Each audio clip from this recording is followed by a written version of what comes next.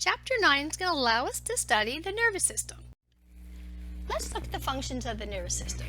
The nervous system acts as a control center for all body activities.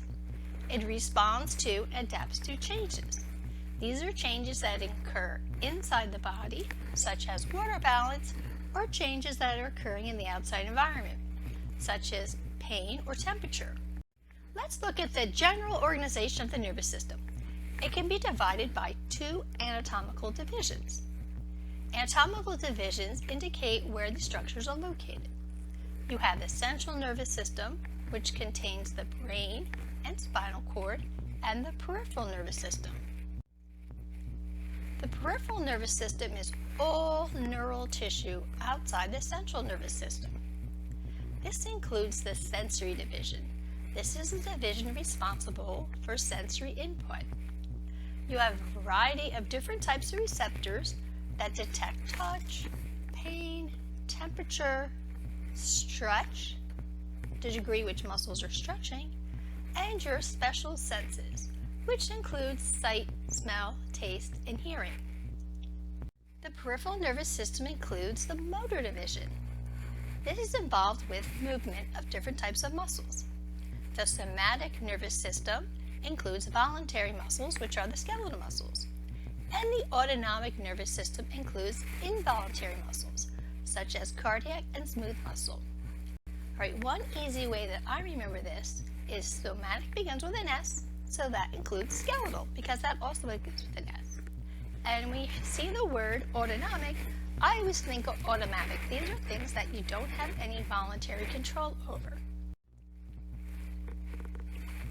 This diagram is just summarizing these anatomical divisions. How does the nervous system function? It begins with sensory information. Sensory information monitors all internal and external environment by using receptors. This information then needs to be interpreted. This is referred to as integration. This involves complex higher order functions.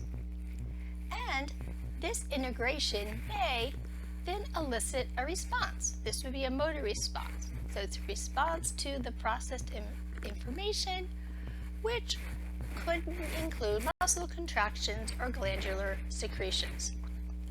You'll see the term effector is listed. Just think, something that has an effect. That's the easy way to remember what an effector is. In this chapter, we're also going to have some brain teasers.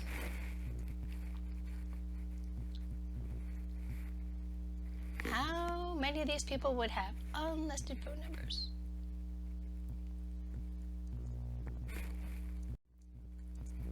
Zero. Okay, some of these are kind of silly. Let's look at the histology of the neural tissue or nervous tissue. There are two types of neural cells found in the nervous system. There's the neurons. They're involved for processing, transferring, storing information. And then there's the support cells. These are called neural glia, or sometimes just glial cells. They help to support, regulate, and protect the neurons. Let's look at the major neuroglial cells, these helper cells. We can divide them into two categories, whether they're found in the central nervous system or the peripheral nervous system. In the central nervous system, you have oligodendrocytes. What oligodendrocytes do is create a myelin sheath around the axons of neurons in the central nervous system. Myelin allows for a more rapid transfer of nerve signals. The axon is the part of the neuron that sends signals away from the cell body. We'll look at this in more detail a little bit later on.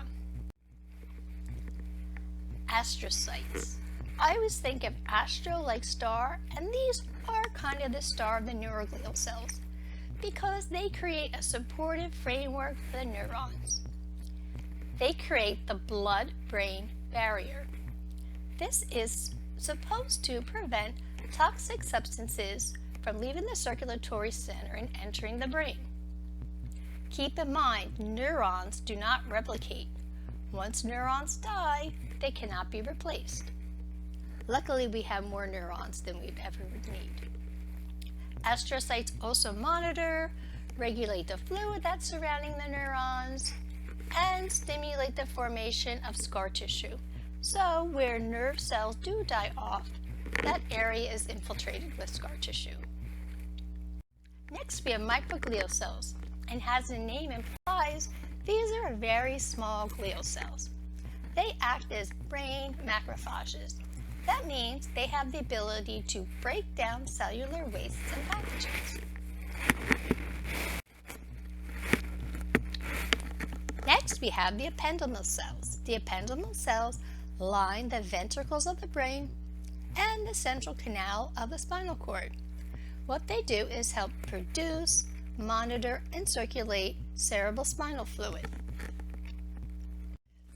Now let's look at the neuroglial cells of the peripheral nervous system. We have the Schwann cells. Schwann cells wrap around and insulate all the axons of the neurons in the peripheral nervous system.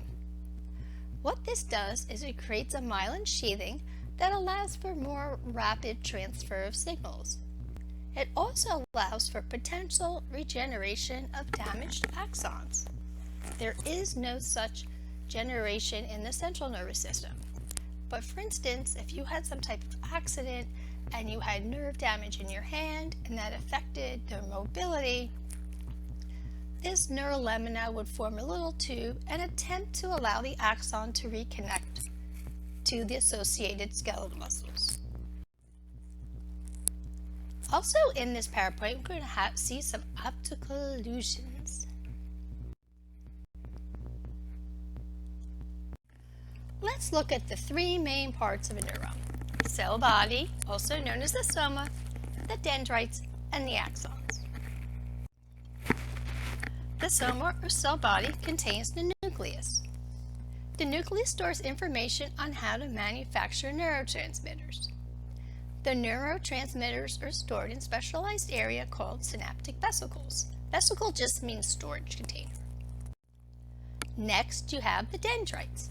The dendrites act as little antennas and receive incoming signals. They contain very specific receptors that may respond to a neurotransmitter. Next, we have the axons. In the peripheral nervous system, all of the axons are surrounded by Schwann cells. Schwann cells form a myelin or fatty lipidy material. This allows for rapid transmission of nerve signals. The little spaces between the individual Schwann cells are known as the nodes of Ranvier. When action potentials or nerve impulses are generated, they're able to jump from one node to another, kind of like a stone skipping across a lake. This is called saltatory conduction. This is faster than if the axon was not myelinated. A specialized structure in the cell body is called the axon hillock. The axon hillock collects the sum total of all signals received by the dendrites. There's also some signals that are received by the cell body itself. Incoming signals can be excitatory or inhibitory. Excitatory signals would cause the axon to fire off a nerve impulse, while inhibitory signals would prevent it from firing a nerve impulse. This is kind of related to party is no party. If the excitatory signals are just slightly greater than the inhibitory signal, the signal is sent. It's an all or nothing response, and all signals are sent at an equal strength. In order to increase urgency, the frequency of the signals increases. I would relate this to, say, an annoying little kid living next door. He comes over to your house, rings the doorbell, ding dong. You think maybe somebody's at the door. Hear it again, ding dong. Okay, maybe, I should go get my shoes on, go downstairs. Versus the little kid standing there going ding dong, ding dong, ding dong, ding dong. Right? Repeatedly hitting the doorbell, one after another, increases the urgency, but the doorbell doesn't become any louder. Synapse. The end of the axon is called the axon terminal. And this axon is going to communicate with a dendrite of another neuron, or it could be communicating with a muscle or gland. The space between the axon and the structure that's communicating with is called the synaptic cleft. Again, the target membrane could be another axon, a muscle, or a gland. Synaptic cleft is just the space between the junction of the axon and the dendrites. And we're just going to use dendrites as an example, but remember, it could be a muscle or it could be a gland. Neurotransmitters are stored in the synaptic cleft in the axon terminal, and these are released. They diffuse across the synaptic cleft, and they're received by receptors on the dendrite, again, or muscle or gland. These signals can be excitatory or could be inhibitory.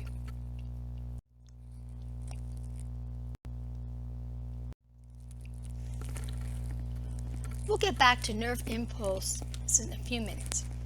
Let's look at the structural classification of neurons. Their structural classification is based on the number of processes coming off the cell body. A process can either be a dendrite or an axon. Multipolar neurons have multiple dendrites and a single axon. These are the most common type of neurons. All motor neurons are multipolar neurons. Motor neurons stimulate muscles and glands. Interneurons are also multipolar neurons. Interneurons are the type of neurons found in the central nervous system that are involved in thinking, processing information. Bipolar neurons. Bipolar neurons have two processes coming up the cell body, a single dendrite and an axon. This is only found in the eye, ear, and nose. Right, I remember this, is you have two eyes, two ears, and two nostrils. Unipolar neurons, and really you can't only have one end or one pole, so sometimes they're called pseudo-unipolar neurons, have a single process coming off the cell body. So as you can see, the cell body is kind of sticked off to the side, and there's just one straight process running through. These type of neurons are involved in sensory processes. Examples of unipolar neurons include those involved in detection of pain, touch, temperature, taste, and regulation of organ activity. Let's look at the functional classification of neurons. This is based on the type of information and direction of information transmission. Sensory afferent neurons. Sensory afferent neurons transmit sensory information from the receptors found in the peripheral nervous system toward the central nervous system. Most are unipolar, a few are bipolar. Motor neurons. Motor neurons are also called efferent neurons. When you've seen the term efferent, remember effectors. Motor neurons transmit motor information from the central nervous system to the effectors, which are muscles and glands located in the periphery of the body. All motor neurons are multipolar. Association neurons or interneurons. These transmit information between the neurons within the central nervous system. This type of information involves analyzing input, coordinating output. These are the most common type of neuron. The brain has about 20 billion association neurons. All of these are multipolar.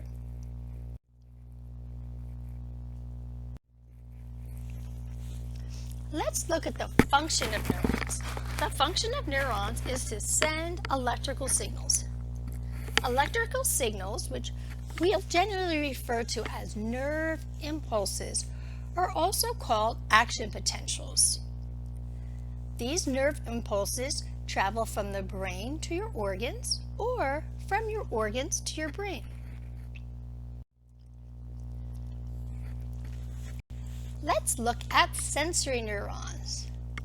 Action potential or nerve impulses travel from the organ, and remember your skin is an organ, to the brain and spinal cord. This involves stretch receptors found in your organs and in your tendons. This helps you prevent you from overstretching your muscles or overinflating your lungs as you breathe in. Also, there's pain receptors, temperature, and touch receptors. There are also some special sensory receptors, and these involve vision, the retina of your eye which detects light, sound, the cochlea of your ear, smell, olfactory receptors that detect chemicals in the air, and your taste buds detect chemicals in food.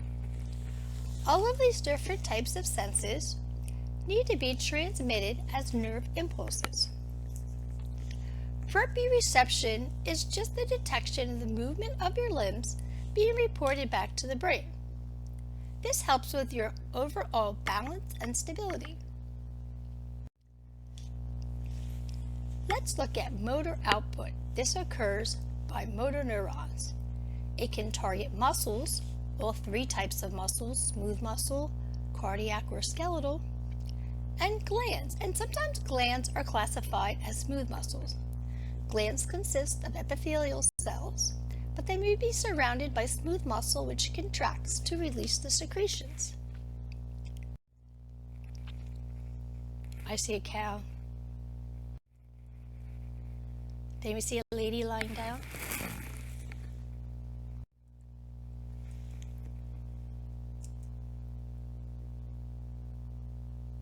This one's not that funny.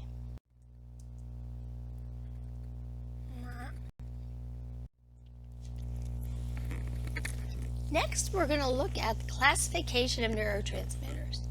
Right? We mentioned some might be excitatory. This leads towards depolarization. And we're not going to go into all the memory physiology that's involved in generating an action potential.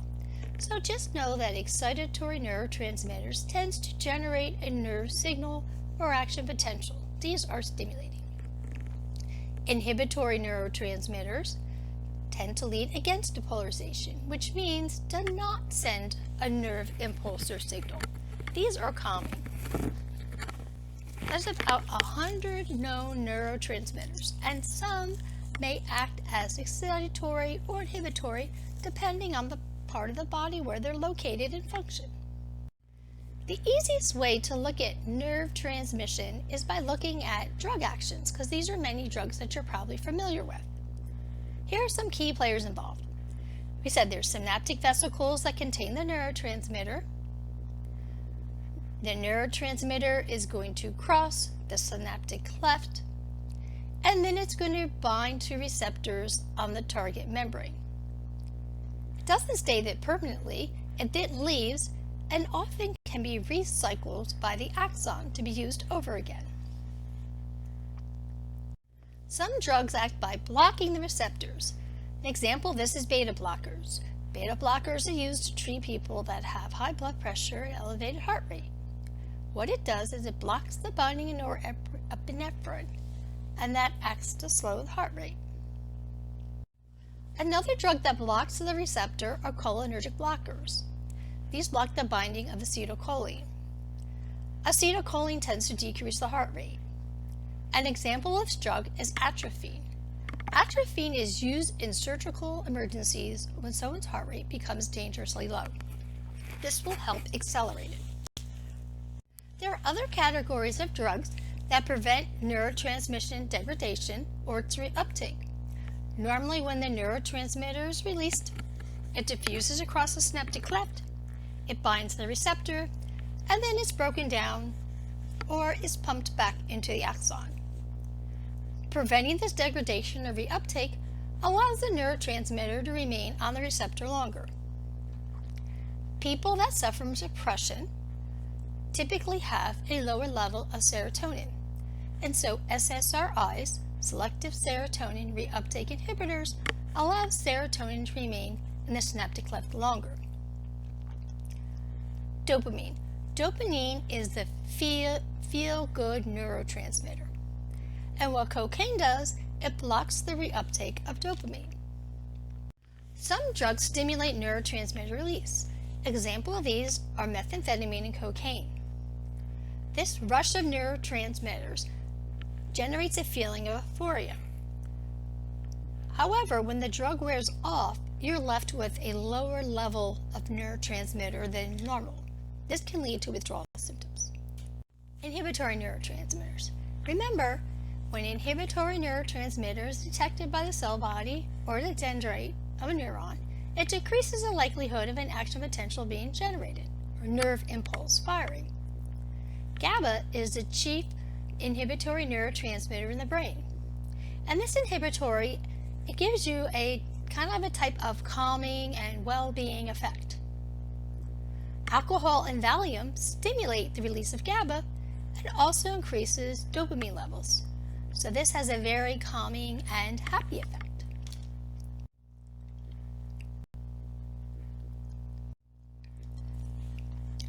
Cannabinoid receptors are a group of receptors involved in appetite, pain sensation, mood, and memory. Marijuana inhibits brain activity and also increases dopamine effect.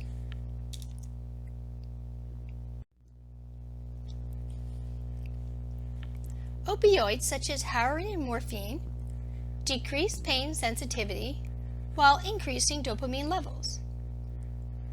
You'll find a link in Blackboard to a 12-year-old girl that has a genetic disorder who cannot feel pain. Next, we'll look at the brain. The brain can be divided into 4 regions: the cerebrum, diencephalon, the brainstem, and the cerebellum. The cerebrum is the largest portion of the brain. It consists of 2 cerebral hemispheres. The corpus callosum is white matter that connects the hemispheres. This is where axons are found that are communicating information from one hemisphere to the other. The surface of the brain is not smooth. It has little hills and valleys. These are called gyri and sulci. Gyri being the hills, sulci being the valley. And it's also separated by fissures. There's a large longitudinal fissure that separates the right and left hemisphere, and the cerebrum is separated by the cerebellum by the transverse fissure. The cerebrum can be divided into 4 lobes: frontal, 2 parietal lobes. This is on kind of the top side of your head. 2 temporal lobes, side of your head but a bit lower down, and posteriorly the occipital lobe. The cerebrum is involved in learning and memory, emotions, problem solving, creativity, language, also helps to control movement.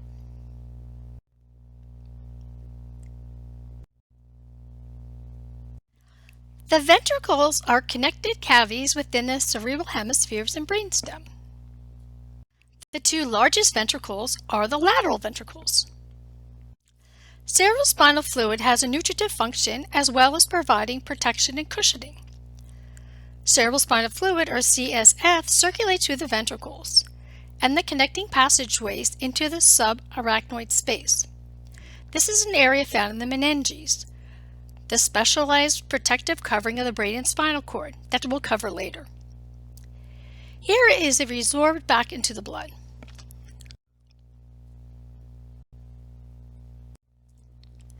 The diencephalon consists of the thalamus, which acts as a relay station, the epithalamus, which produces melatonin, helps regulate your day-night cycles, and the hypothalamus. The hypothalamus contains a control center for many autonomic nervous system functions. The brainstem contains the midbrain, which contains reflex centers for vision and hearing. There's a structure that looks like a little bulge, which is referred to as the pons. It's the bridge between the cerebrum and cerebellum. The medulla oblongata regulates heart rate, blood pressure, and breathing. It also contains reflex centers for vomiting, sneezing, and coughing.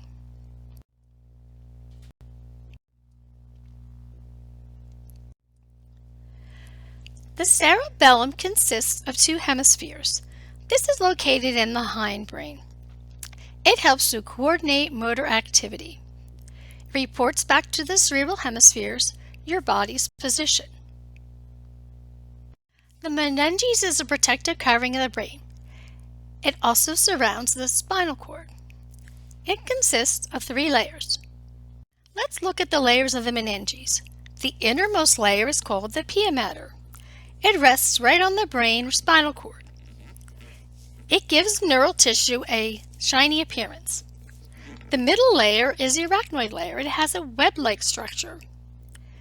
Beneath the arachnoid layer is the subarachnoid space. This is a location of cerebrospinal fluid. The dura mater is the tough protected outer layer surrounding the brain and spinal cord.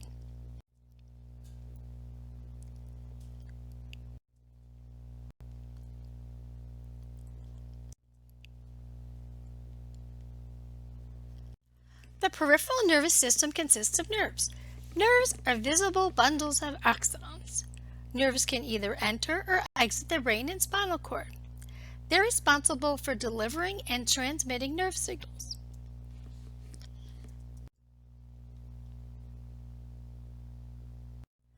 The spinal cord begins at the base of the brain at the foramen magnum.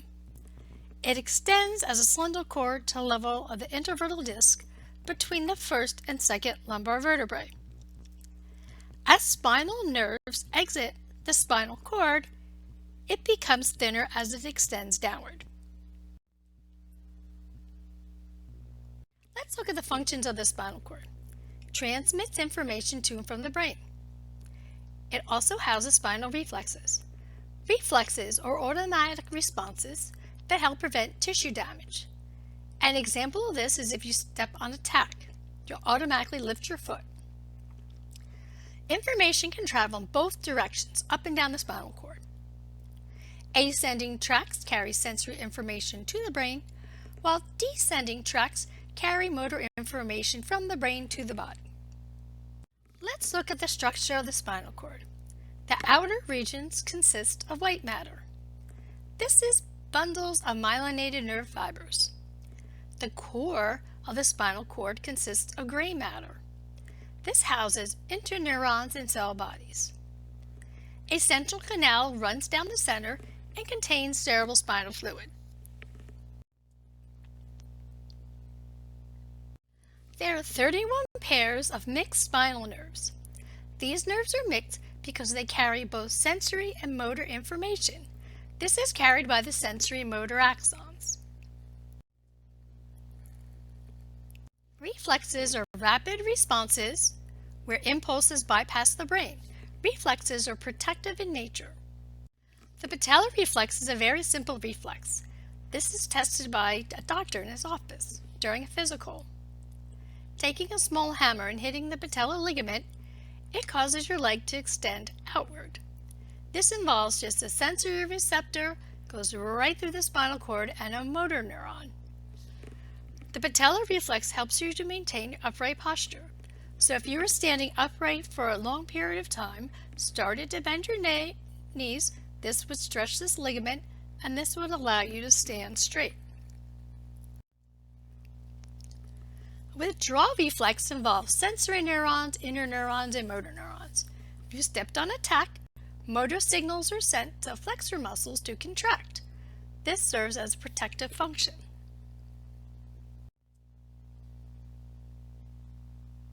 In addition to the spinal nerve, there are 12 pairs of cranial nerves. Cranial nerves arise from the underside of the brain. Most cranial nerves are mixed nerves. You will not have to worry about memorizing all of these cranial nerves.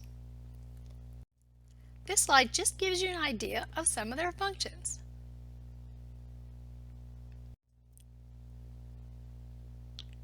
You will see the optic and olfactory cranial nerve in lab.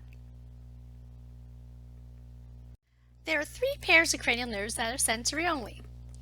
This includes olfactory for smell, optic for vision, and vestibular-cochlear for hearing.